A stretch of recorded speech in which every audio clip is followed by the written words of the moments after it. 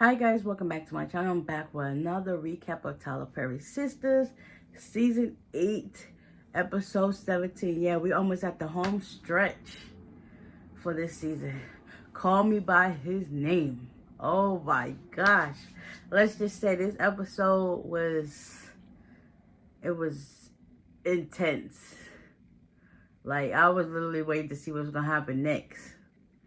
Alright, so it continues off with Gary basically thinking of a master plan to get out of there. So he got these restraints put on him. Hudson comes in and was talking about it's for your own good. He has like this water, his towel to like block his face, and he was like, and then you see flashback of Gary remembering Hudson. Oh my God, you're my friend. You work for me. And he was like, yeah, I was doing it for your own protection and stuff like that because you was trying to like go crazy at the doctors. And it's just like, no, we're not doing that. So, yeah, I think Gary is starting to be back up to his old ways.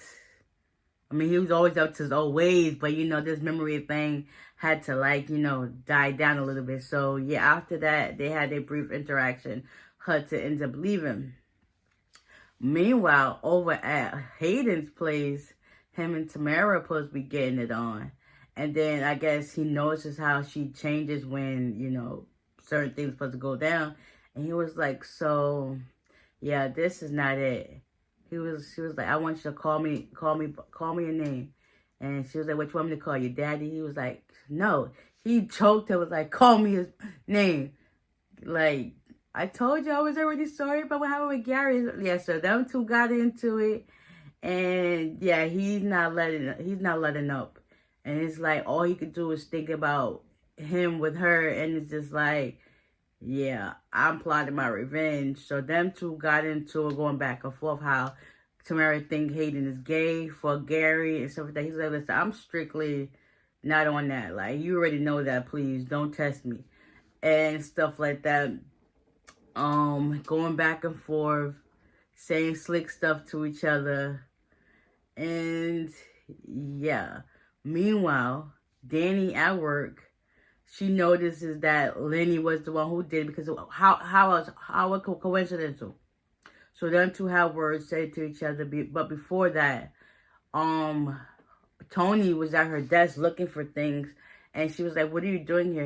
He was like, I work here too. But she was like, no, at my desk. She's like, we got prying eyes and listening ears. And they look to the left and there's Lenny over there drinking his coffee.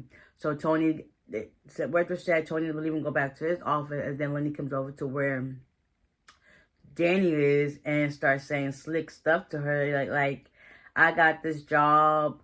You got this job for laying on your back. It was a total grievance to you. And it's just like, Danny was she held her composure pretty good. He said one slick thing, and he was like, you smelling like reeking of marijuana. She was like, and you smelling like coffee. He was like, but I'm not.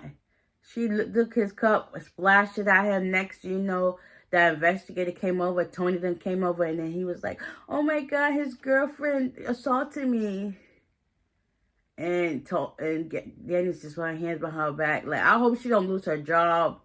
It's like, dang, y'all make insult to injury worse. Like, you could just let him say his slick stuff and then just walked away. But at the same time, she's just that person who's going to stand her ground regardless of who it is. She don't care.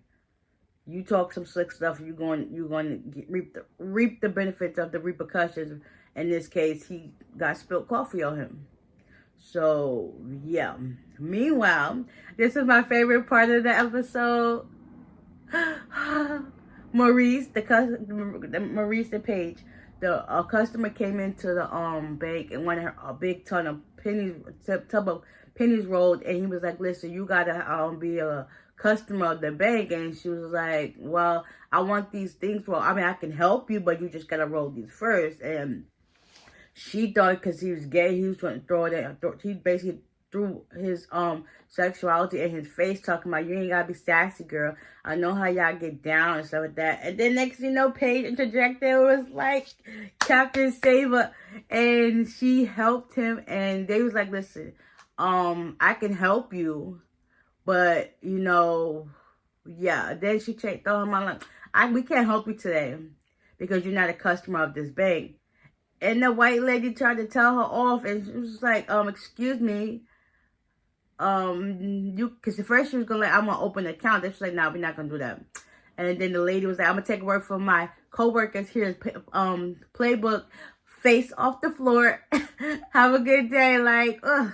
So the lady went off with an attitude and disgust. Like, ugh, I thought you couldn't pick those pennies up no more, but you picked them up right then and there. Took your wallet and left. So Maurice was shocked. Was like, you stood up for me. She was like, my brother's gay. Like, I'm all for that gay alliance and stuff like that. I was the president and stuff like that in high school. So, yeah, it ain't nothing but a word. So, he was like, your brother, your number. Like, you smell this, that, and that, but your brother, I want his number. Like, now. She was just like, next thing you know, Sabrina walks in and was just like, okay, what's going on here? She was just like, yeah, me and Paige were talking and stuff like that. And then she was like, okay, well, get back to work. And then once she left, Maurice was like, dang, this girl always got something going on. Like, you can just tell.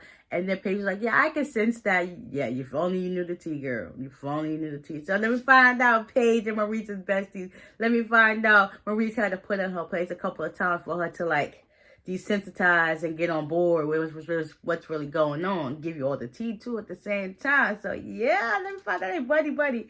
Okay, Sabrina went back to her office. She gets a call. She's been calling Rich. He's not answering.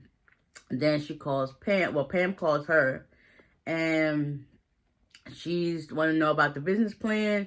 Sabrina finally tells her that, yeah, I haven't done it yet, and I have other things going on. And she basically telling him the story about Rich and her ex, whatever the case would be. Pam is not paying her no mind whatsoever, and stuff like that. So, after saying it out loud, Sabrina came to the conclusion that, yeah, it was better that way, and I can see, where things lie and go like that. She was like, well, yeah, good. I'm glad I can help you, even though I couldn't help you. And, yeah, she said, I just need the business plan by tomorrow, so click.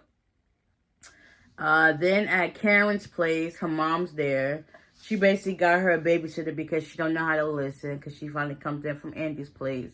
And Miss Lisa was going in on Andy, and all the girls talk about how she put her friendship over her babies. But all in all, Karen told her, like, listen, Andy didn't say nothing. She was going to let me do this over the phone and put me on speaker. I chose to go over there. So, long story short, Erin's her babysitter. They supposed to be having a moment, but at the same time, you could tell Erin still has feelings for her, and she's now starting to get feelings. But he wanted to make sure if this is really real, or is she really trying to get over Zach, or whatever the case. But he was like, she was like, listen, me and Zach are good. Like, it is what it is. We could try this out, stuff like that. So yeah, after that, Andy, she took what Miss Marie had to say into consideration. She started calling everybody from the firm, asking for their support in her business, so that way she can get her clientele back up and be in good standing to get back to work and stuff like that. So that was cool.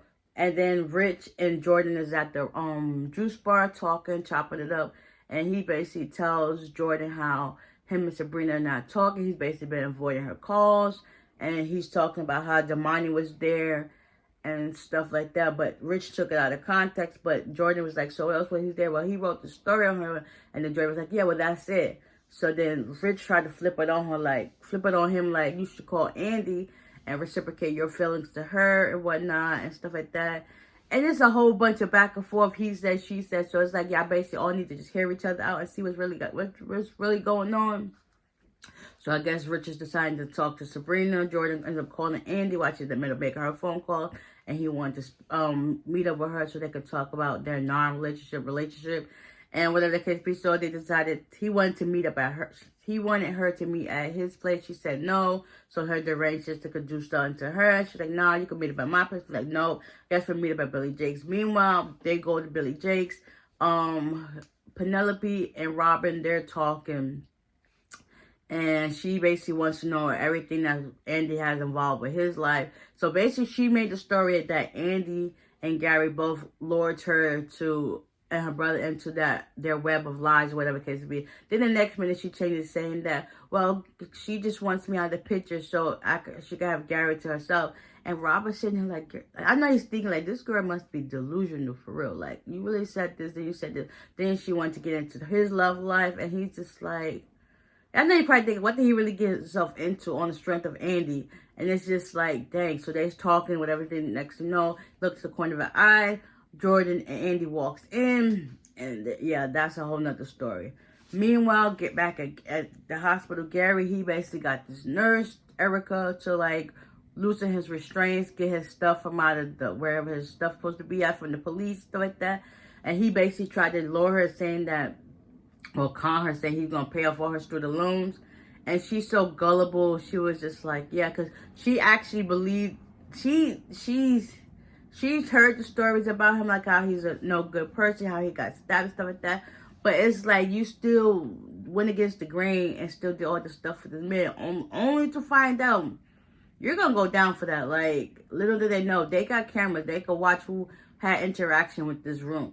Like, where was Hudson at right there, then and there? Like, did he go back to the office or something? Because he's supposed to be standing outside that door keeping watch on what's really going on, what's tea. So yeah, meanwhile at the Taylors, I know I'll save them for last because they like the best part of this episode. Like, besides the whole Maurice and Sabrina, Maurice and Paige situation, that was just like the highlight of my day.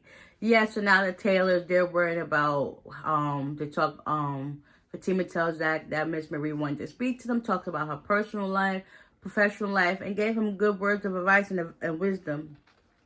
So now they're talking about Watts, how they're going to get this evidence so that he don't come looking for them. They were talking about the video between Hayden and Tamara.